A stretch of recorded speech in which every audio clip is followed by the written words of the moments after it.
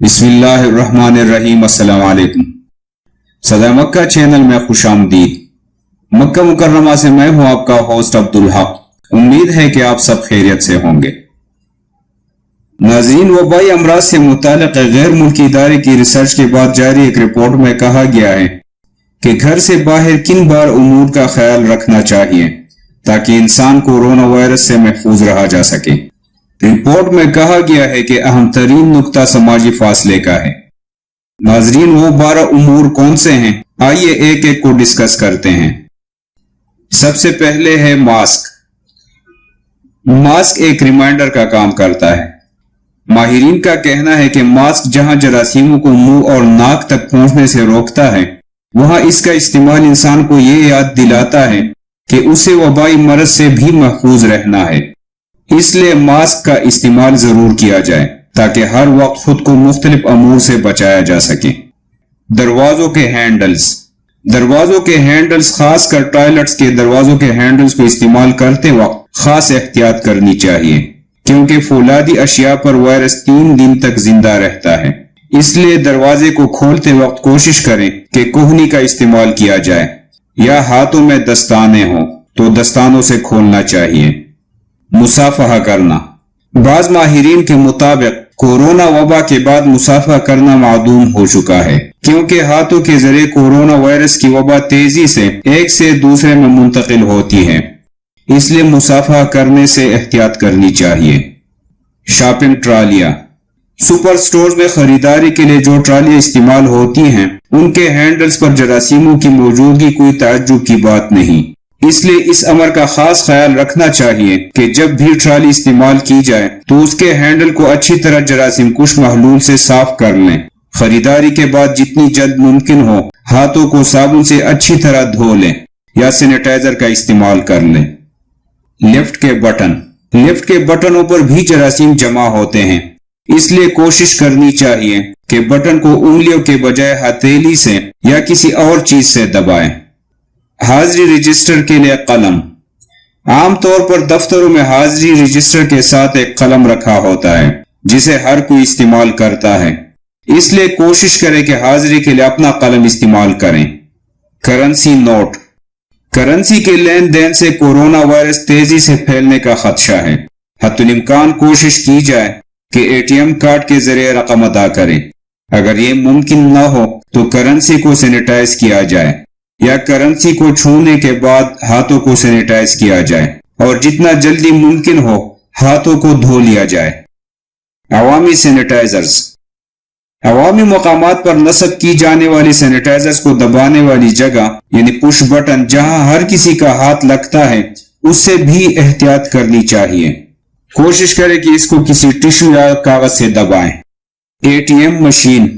بینکوں کی ATM مشینوں کے بٹنوں پر کورونا وائرس کی موجودگی بعید نہیں، اس لیے کوشش کی جائے کہ دستانے پہن کر ATM استعمال کر لینی چاہیے۔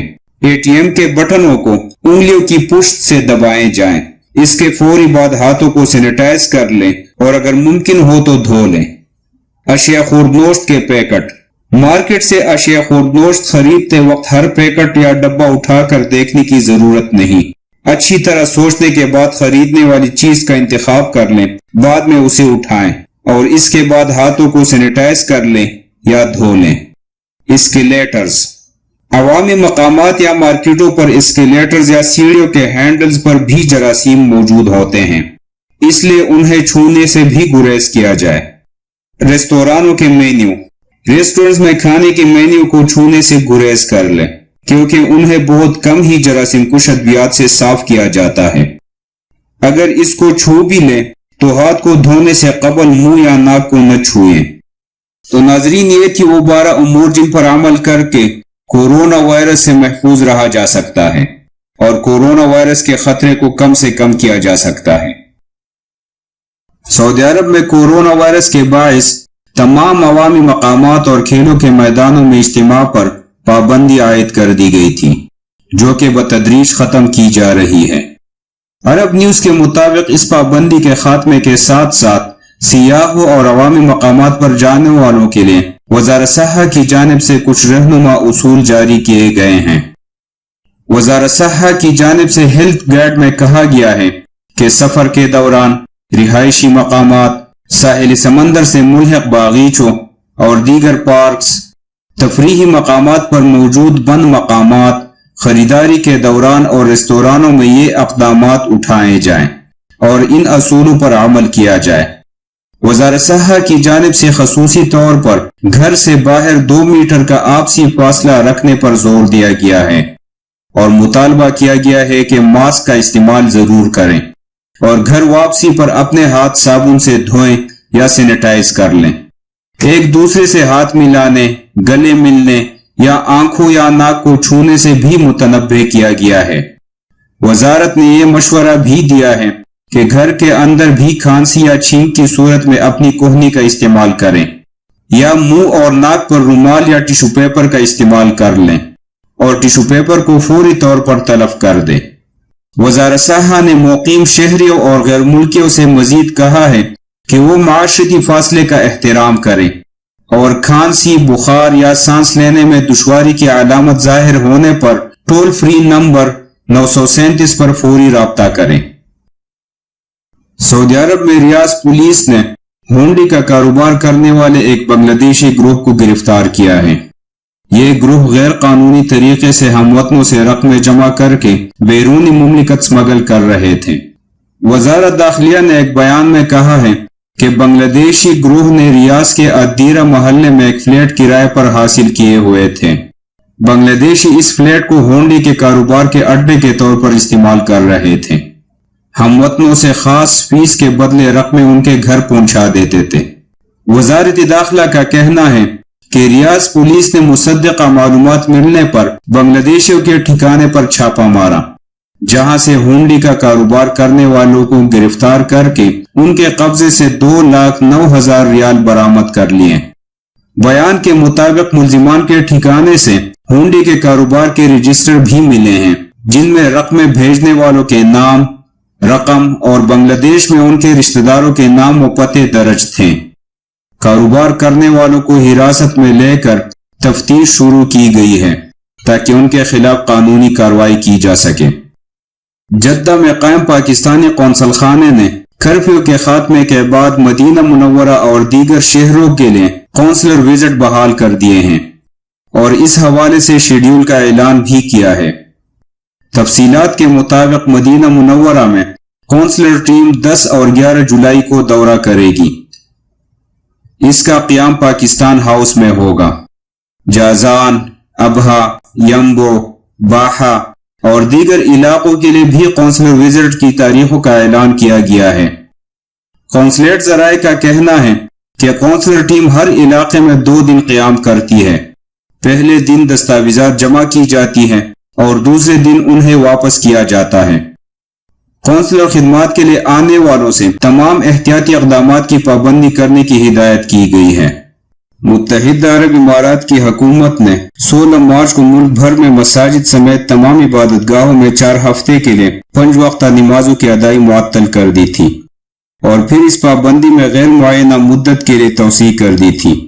یہ فیصلہ ملک بھر میں کورونا وائرس کو پھیلنے سے روکنے کے لیے حفاظتی و احتیاطی اقدامات کے طور پر کیا گیا تھا۔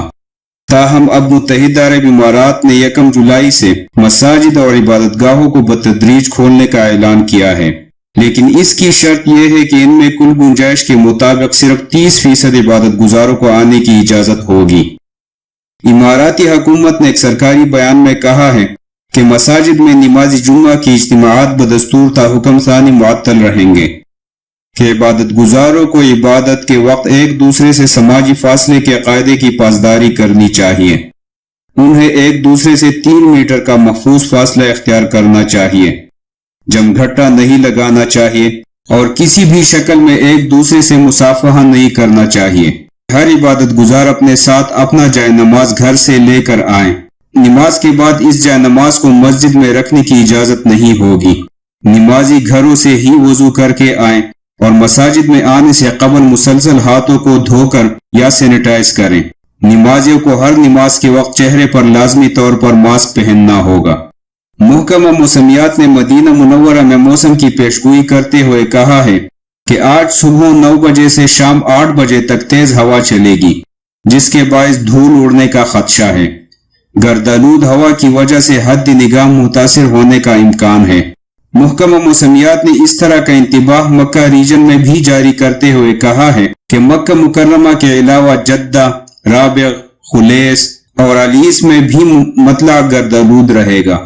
محکمہ موسمیات نے مزید کہا ہے کہ مغربی اور وسطی علاقوں میں شدید گرمی کی لہر ہوگی اور سائے میں بھی درجہ حرارت 48 ڈگری سینٹی گریڈ تک ہونے کا خدشہ ہے۔ محکمہ نے مزید خبردار کرتے ہوئے کہا ہے کہ دھوپ میں درجہ حرارت 50 ڈگری سینٹی گریڈ سے تجاوز کر جائے گا۔ ناظرین، یہ تھا آج کا مکہ نامہ۔ ان خبروں کو اپنے دوستوں کے ساتھ شیئر کر لیں اور مزید ویڈیوز اور اپڈیٹس کے لیے صدائے مکہ چینل کو سبسکرائب کر کے گھنٹی کے نشان کو ضرور دبائیے تاکہ ہر آنے والی ویڈیوز اور اپڈیٹس آپ لوگوں تک بر وقت پہنچ سکے۔ شکریہ۔